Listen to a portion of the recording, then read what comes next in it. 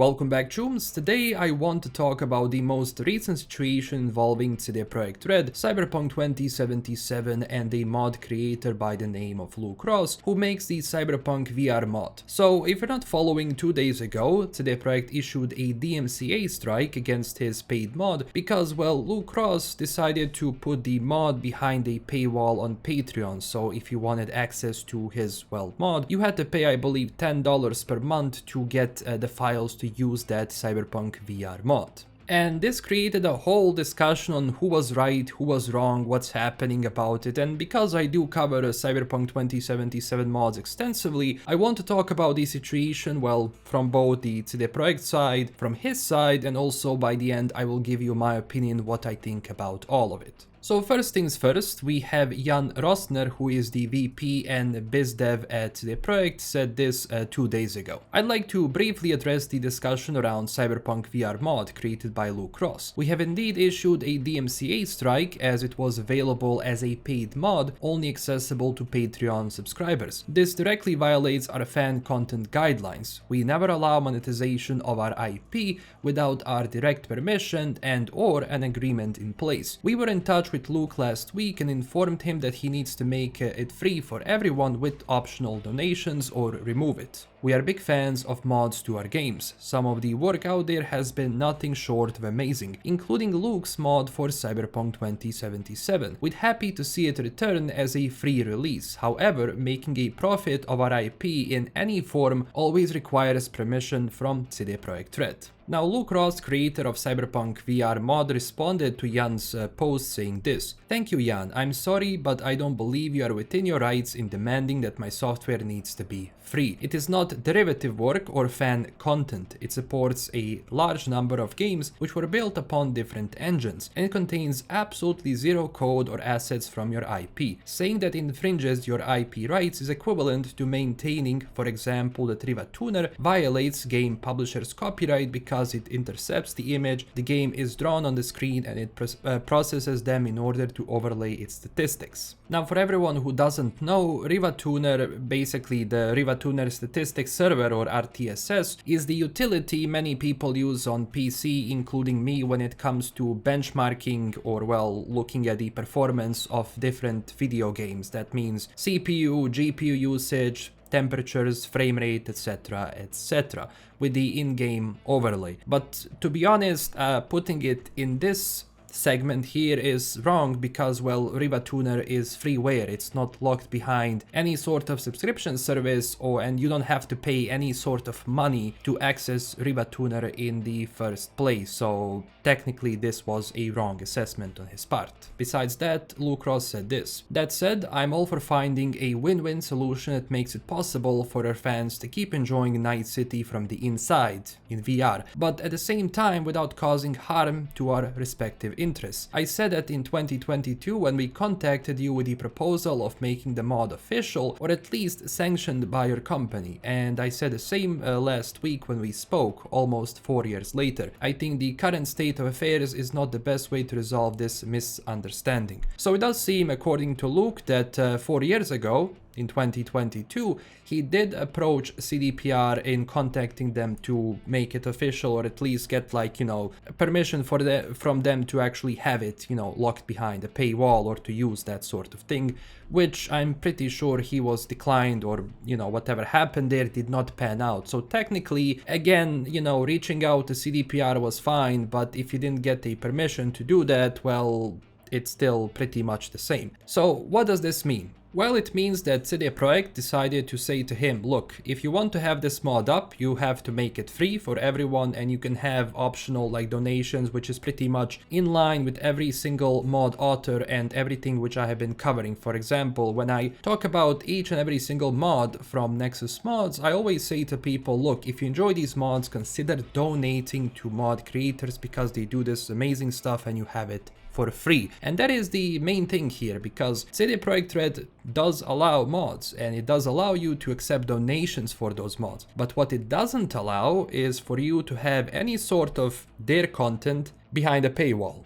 This goes the same for my videos. Let's say I made a Cyberpunk 2077 lore video about something and I said, look guys, if you want to see this lore video about Cyberpunk 2077 where I use Cyberpunk 2077 in the name, I use their gameplay, basically I use trademarked and IP protected material. If I did that, CDPR would have every right to basically DMCA strike my video and my Patreon completely. That's why I never have any sort of videos behind a paywall, and everything which I do release, which is monetized, again goes in line with the rules that CDPR actually said, means I'm in the clear, and it means every single person out there who does the same thing is in the clear. Same as with every single mod creator, because the Cyberpunk 2077 modding community has some incredibly talented people. The amount of mods, the amount of work that went into core mods, into other mods which I have been covering on my channel is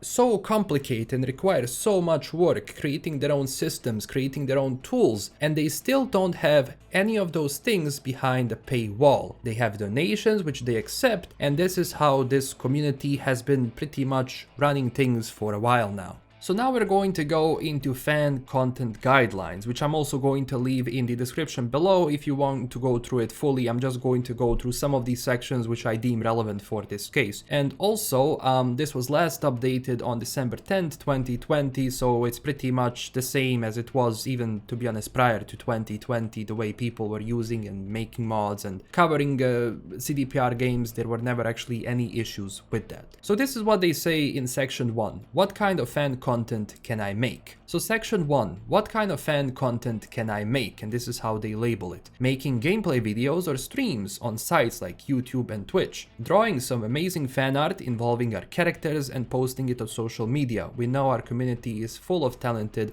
Van Rogues.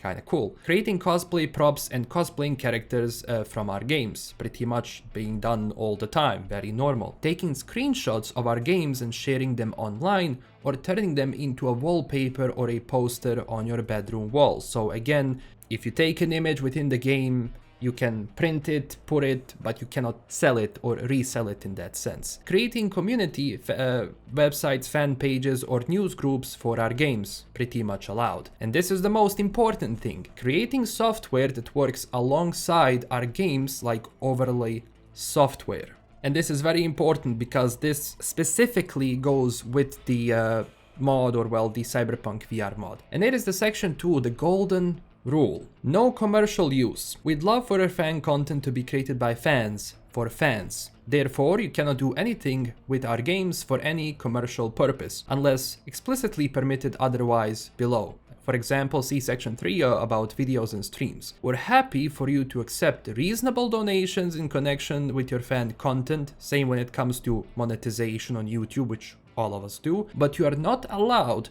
to make people pay for it or have it behind any sort of paywall. Example, don't make content only available to paid subscribers. That's it. Of course, again, as I said, this is the same for streams, this is the same for videos. If I made a video or I made a Cyberpunk exclusive stream which you have to pay money for, CDPR would again have every right to DMCA strike my video, my stream, because, well, I'm going against these rules. So after all of this happened, I believe Luke Ross decided to not make the mod free to accept donations. What he actually did is that he removed the specific Cyberpunk VR mod completely, so you cannot really access it anymore.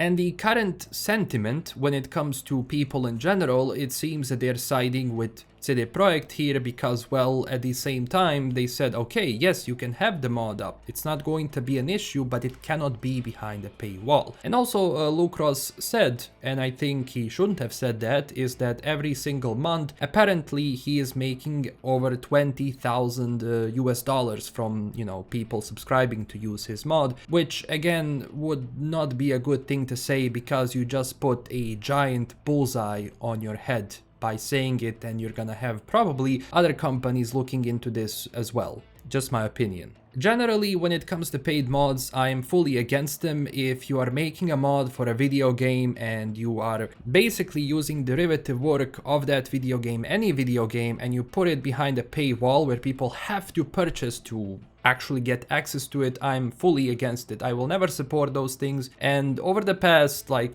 year, I've been getting offers to put some of the paid mods for certain games within my videos, to mention them, but every single time I said no. If I'm going to make a video showcasing mods, there are always going to be free mods that everyone can access. I will never ever put any single paid mod in my videos that is basically going against the TOS of any company, because first off, again, I don't like paid mods in general. I think modding in general should be donation based, because you are doing it for the community. Look at how many mods have been created over the past 25, 30, even more years, which are much bigger in scale and size. I always say Gothic Arcolos, which is basically a whole new game, which you can play for free, because that's the purpose of it. The modding was always from the community for the community. It's just how it was done. So in general, I will never support any sort of paid mods. That's just my opinion personally. I know some people might disagree on what sort of mods that means and software, but you know, that's just how I see it.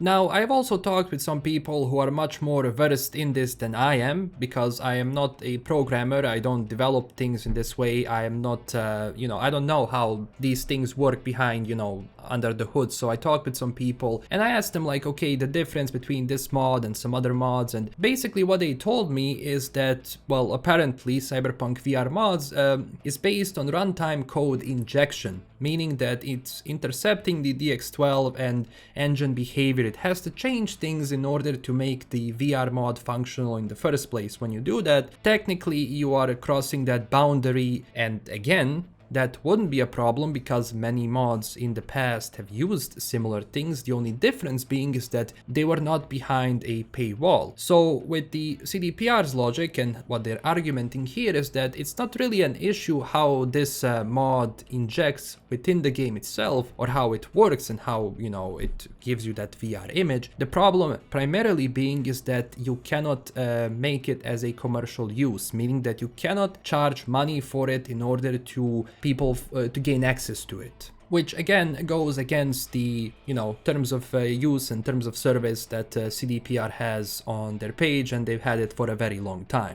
And to be honest, whenever someone is really mentioning money, and whenever someone says to you, okay, make it free, it's a mod, it's for the community, and that person then deletes the mod in the first place, again, it's just a question, but wouldn't that mean technically that someone maybe does not really want to create it for a community, but rather to make money off of it? And look, making money off of your work is not bad inherently. Like, all of us that cover Cyberpunk or Witcher or anything, we make money off of, you know, someone else's work up from, you know, their games. But at the same time, we're doing it as we're following content guidelines, and we never had, or I personally never had, an issue whatsoever with CDPR when it comes to any single one of my videos whatsoever. And I'm pretty sure that also other modders did not have any issues with CDPR because, well, they did not charge money for their mods. Simple as that. Of course, there are some other mods which I'm not going to mention here, primarily reshade,